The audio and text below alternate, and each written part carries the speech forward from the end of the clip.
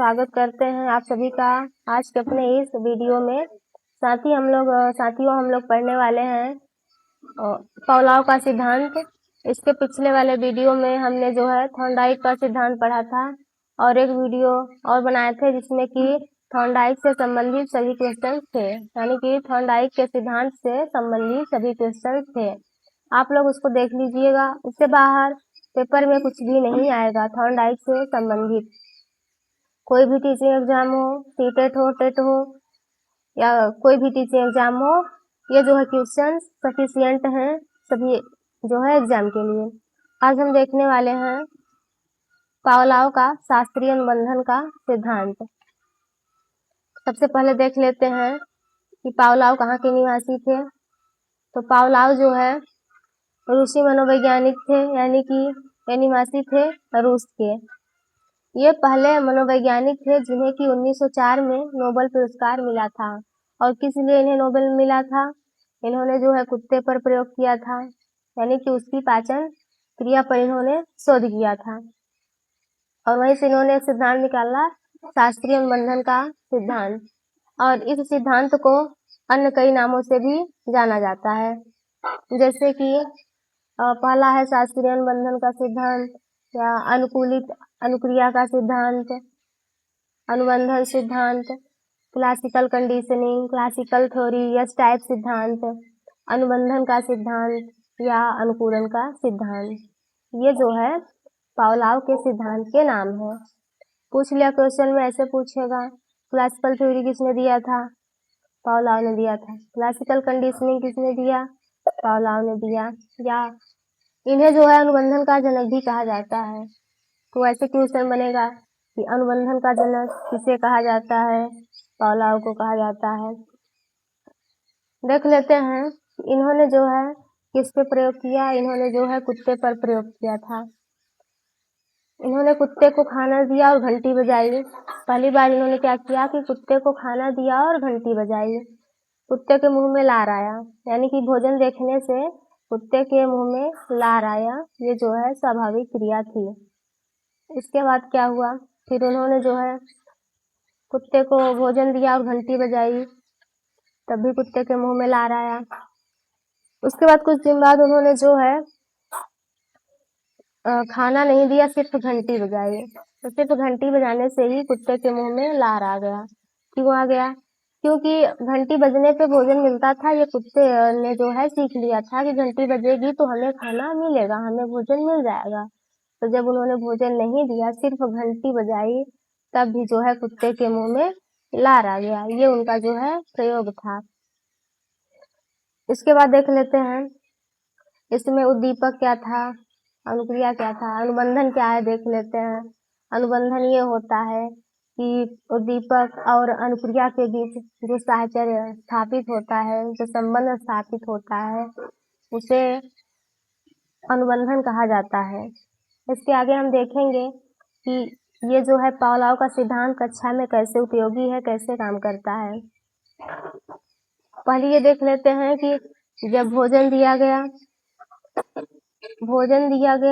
तो कुत्ते के मुंह में लार आया। ये स्वाभाविक क्रिया थी, यानी कि भोजन देखने से उसके मुंह में लार आया, ये स्वाभाविक क्रिया थी। दूसरा कंडीशन ये था कि भोजन भी दिए और घंटी भी बजाए, तब भी कुत्ते के मुंह में लार आया। ये भी जो है स्वाभाविक क्रिया थी। तीसरी कंडीशन ये है कि इन्होंने जो है खाना मतलब भोजन नहीं दिया लेकिन सिर्फ घंटी बजाई। इसमें घंटी बजने से जो है कुत्ते के मुंह में लार आया। ये जो है अस्वाभाविक क्रिया है। इसमें देख लेते हैं इसमें दीपक क्या क्या है। तो इसमें जो है दीपक भोजन है और घंटी भी है।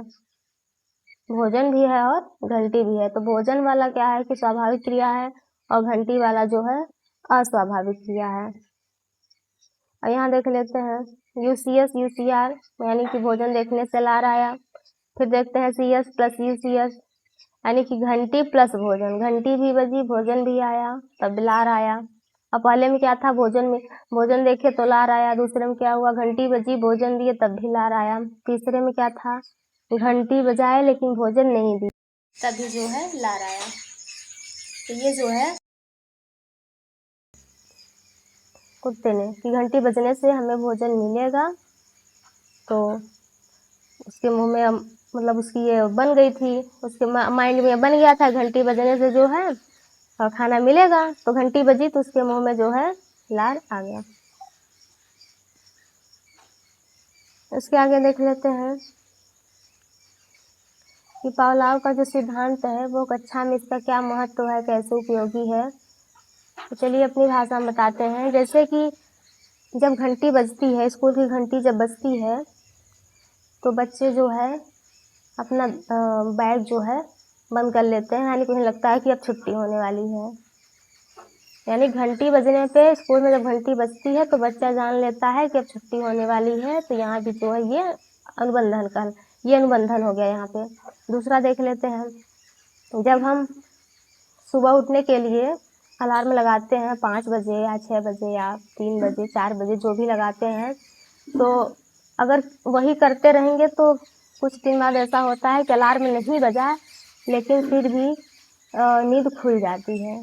तो यहाँ भी जो है क्या है, अनुबंधन है। एक और उदाहरण देख लेते हैं कि जब शिक्षक जो है कक्षा में प्रवेश करते हैं, जब कक्षा में आते हैं तो बच्चे जो है उनका अभिनंदन करते हैं, वेलकम या गुड मॉर्निंग जो भी सब छात्र खड़े होकर करते हैं।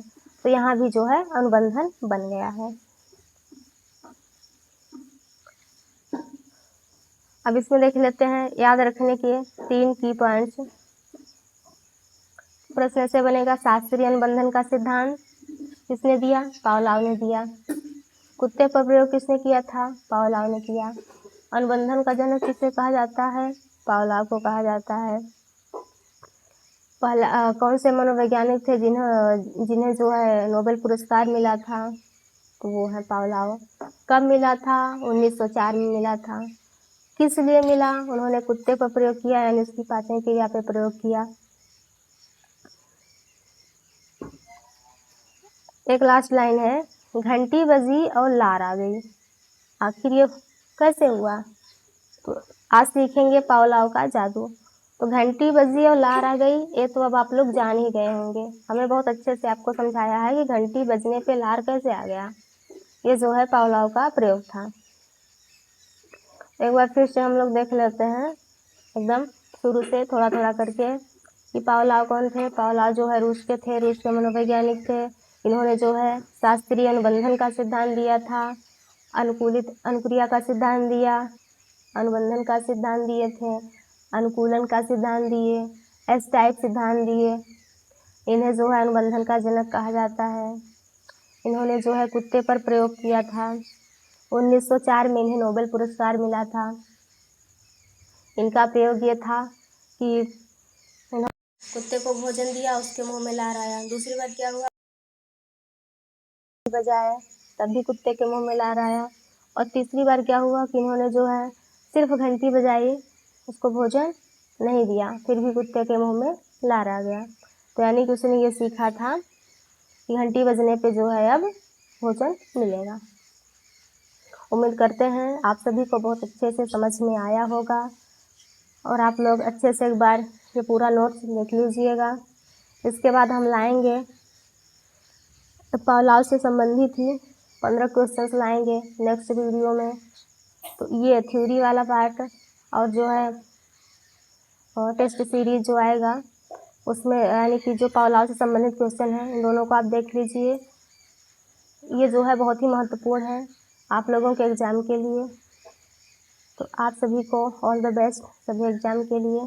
फिर जाने से पहले एक लाइन बोलना चाहते हैं, मंजिल मिलेगी भटक कर ही सही, मंजिल मिलेगी भटक कर ही सही, गुमनाम तो वो हैं जो घर से निकले ही नहीं। साथियों वक्त आपका है, लगे रहिए, सीटेट आपका इंतज़ार कर रहा है दोस्तों। धन्यवाद।